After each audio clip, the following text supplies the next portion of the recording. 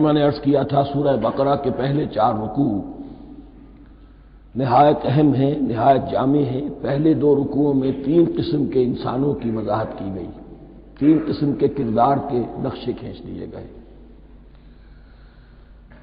تیسرے رکوع میں قرآن مجید کی دعوت کا خلاصہ آ گیا، توحید فی العقیدہ، توحید فی العمل، یعنی عبادت اللہ کی، ایمان بالرسالت، قرآن مجید کو منزل من اللہ کلام ماننا۔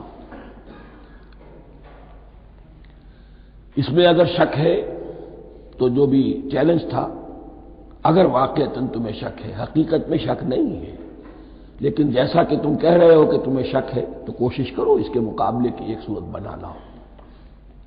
پھر آخرت، جنت اور دوزخ، ان دونوں کا تذکرہ ہو گیا۔ پھر ایک خاص مسئلہ جو قرآن مجید کے اسلوب پر اعتراض کی شکل میں آیا کہ اس میں مچھر جیسی حقیر شے کا بھی تذکرہ ہے، اس کی حکمت بیان کر دی گئی کہ تشبیہ اور تمثیل میں ظاہر بات ہے کہ ممثل لہو اور ممثل بہی میں مناسبت چاہیے۔ جس چیز کے لیے تمثیل بیان کی جا رہی ہے، جس شے سے تمثیل بیان کی جا رہی ہے، ان میں مناسبت ہونی چاہیے، اس میں عظیم یا حقیر کا کوئی سوال نہیں۔ پھر یہ بات کہ جن لوگوں کے دلوں میں زیغ ہے، کجی ہے، وہ اس قرآن سے بھی ان کی ضلالت میں، گمراہی میں اضافہ ہوگا۔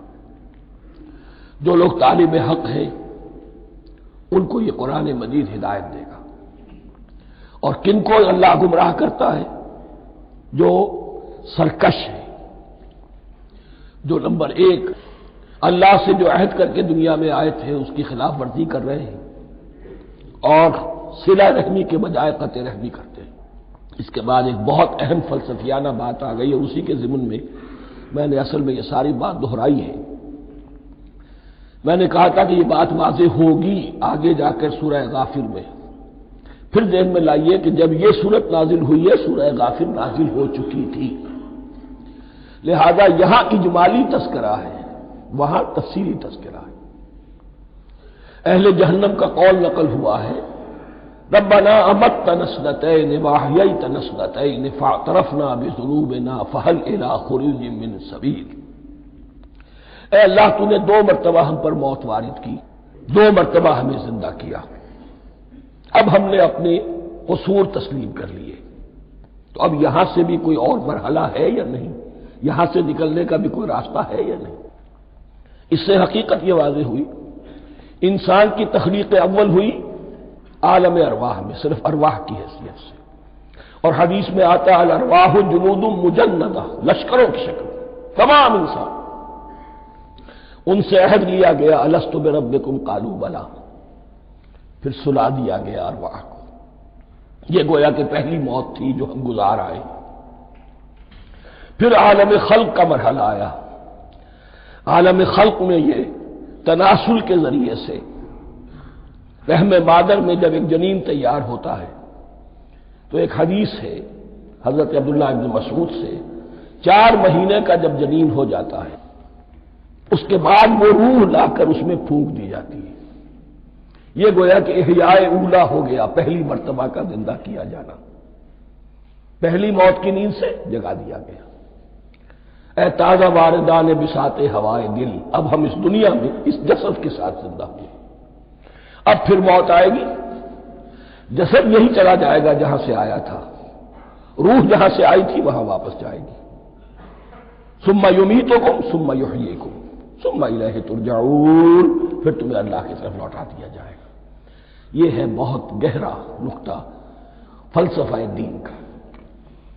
اس کے بعد مضمون شروع ہو رہا ہے خلافت کا، جس کا اجمالی جو ہے تذکرہ تیسرے رکوع کی آخری آیت میں آ گیا، هو الذی خلق لکم ما فی الارض جمیعا، زمین میں جو کچھ ہے اے انسانوں تمہارے لیے پیدا کیا گیا۔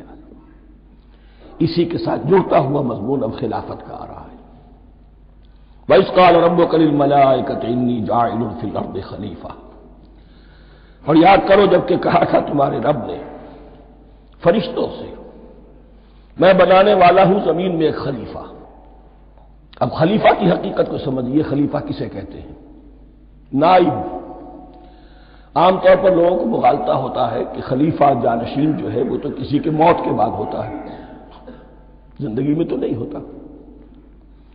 لیکن یہاں اصل میں ہمارے لیے بہت آسان ہے، انسان کی جو اصل حقیقت ہے اس دنیا میں اس کو سمجھنے کے لیے یوں سمجھیے کہ ہم آج سے 50 سال پہلے انگریز کے غلام تھے، ہمارا بادشاہ یا ملکہ انگلستان میں تھا یا تھی، دہلی میں وائس رائے ہوتا تھا۔ وائس رائے کا کام کیا ہے؟ جو حکم آیا ہے اس میجسٹیز گورنمنٹ کا یا ہر میجسٹیز گورنمنٹ کا جو حکم آیا ہے بلا چون و چرا، بغیر کسی تغیر اور تبدل کے نافذ کرے۔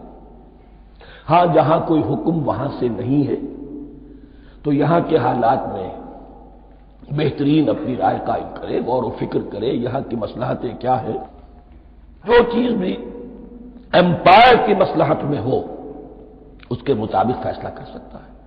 بین ہی یہی رشتہ ہے، اللہ ہے لیکن اللہ نے اپنے آپ کو غیب کے پردے میں چھپا لیا ہے۔ زمین پر انسان ہے، اب انسان کا کام یہ ہے جو ہدایت آ رہی ہے اللہ کی طرف سے اس پر تو بے چون و چرا عمل کرے۔ جہاں کوئی ایکسپریس ہدایت نہیں ہے، کوئی واضح ہدایت نہیں ہے، وہاں اپنے بیسٹ ججمنٹ کو ایکسرسائز کرے، اسی کا نام اجتہاد ہے۔ غور و فکر کرے، سوچے، اور جو بات روح دین کے زیادہ سے زیادہ مطابقت رکھنے والی ہو اس کو اختیار کر لے۔ بین ہی یہی رشتہ ہے در حقیقت، رشتہ خلافت کہ جو اللہ اور انسان کے مابین ہے۔ اب یہ جو دی گئی ہے یہ حیثیت تمام انسانوں کو دی گئی ہے، پوٹینشلی ہر انسان اللہ کا خلیفہ ہے، لیکن جو اللہ کا باغی ہو جائے، جو خود حاکمیت کا مدعی ہو گیا، گویا کہ وہ باغی ہے۔ اب اگر شاہ جہان بادشاہ تھا، اس کا کوئی ولی عہد تھا، اور ولی عہد جو ہے صبر نہیں کر سکتا، اپنے باپ کی زندگی ہی میں بغاوت کر دیتا ہے، حکومت حاصل کرنا چاہتا ہے، تو اب وہ کیا ہے؟ واجب القتل ہے۔ جو لوگ بھی حاکمیت کے مدعی ہو گئے، ویسے تو حقیقت واجب القتل ہے، لیکن دنیا میں مہلت دی ہے اللہ نے، یہ دارالامتحان ہے، فوراً قتل نہیں کرتا، فوراً ختم نہیں کرتا۔ وَلَوْلَا كَلِمَةٌ سَبَقَتْ مِن رَّبِّكَ إِلَىٰ أَجَلٍ مُّسَمًّى لَقُضِيَ بَيْنَهُمْ، اگر یہ پہلے بات طے نہ ہو چکی ہوتی، ایک وقت معین تک کے لیے انہیں مہلت اللہ نے نہ دی ہوتی تو اللہ فیصلہ چکا دیتا، لیکن مہلت دی ہے۔ لیکن کم سے کم اتنی سزا ملتی ہے کہ اب وہ خلافت کے حق سے محروم کر دیے گئے۔ گویا کہ اب خلافت دنیا میں ہوگی خلافت المسلمین، صرف وہی شخص کہ جو اللہ کو مانے اپنا حاکم مطلق، وہ خلافت کا اہل ہے۔ تو یہ چند باتیں خلافت کی اصل حقیقت کے ضمن میں یہیں پر سمجھ لیجیے۔ وَإِذْ قَالَ رَبُّكَ لِلْمَلَائِكَةِ إِنِّي جَاعِلٌ فِي الْأَرْضِ خَلِيفَةً قَالُوا أَتَجْعَلُ فِيهَا مَن يُفْسِدُ فِيهَا وَيَسْفِكُ الدِّمَاءَ وَنَحْنُ نُسَبِّحُ بِحَمْدِكَ وَنُقَدِّسُ لَكَ۔ اور یاد کرو جب کہ تمہارے رب نے کہا تھا فرشتوں سے کہ میں زمین میں خلیفہ بنانے والا ہوں، تو انہوں نے کہا کہ کیا تو بنائے گا اس میں جو فساد مچائے گا اس میں اور خوریزی کرے گا۔ وَنَحْنُ نُسَبِّحُ بِحَمْدِكَ وَنُقَدِّسُ لَكَ، ہم آپ کی تسبیح اور تحمید اور آپ کی تقدیس میں لگے ہوئے ہیں۔ قَالَ إِنِّي أَعْلَمُ مَا لَا تَعْلَمُونَ، فرمایا میں جانتا ہوں جو تم نہیں جانتے۔ اب یہاں سوال پیدا ہوتا ہے کہ فرشتوں کو یہ گمان کیسے ہوا، یا یہ خیال کیسے ہوا؟ دو رائے ہیں اس میں۔ ایک تو یہ کہ انسان کی تخلیق سے پہلے اس دنیا میں جنات تھے، اور انہیں بھی کچھ اللہ نے تھوڑا سا اختیار دیا تھا، اور انہوں نے یہاں فساد مچایا۔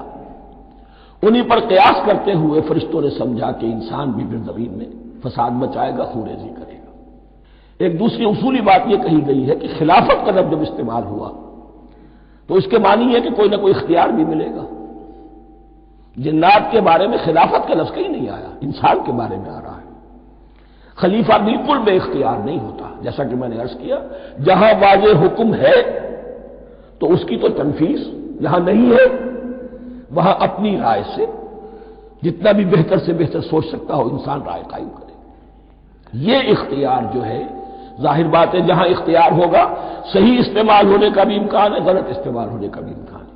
اختیار تو بلکہ یہ کہ آپ کا پولیٹیکل سائنس کا تو ایکسیم یہ ہے، authority turns to corrupt and absolute authority corrupts absolutely. تو ٹینڈنسی کرپشن کی ہوتی ہے اختیار کے اندر. اس بنا پر انہوں نے قیاس کیا کہ اس میں فساد ہوگا، خوریزی ہوگی. اللہ تعالیٰ نے فرمایا اپنی حکمتوں سے میں خود واقف ہوں، میں کیوں بنا رہا ہوں یہ میں جانتا ہوں، تم نہیں جانتے.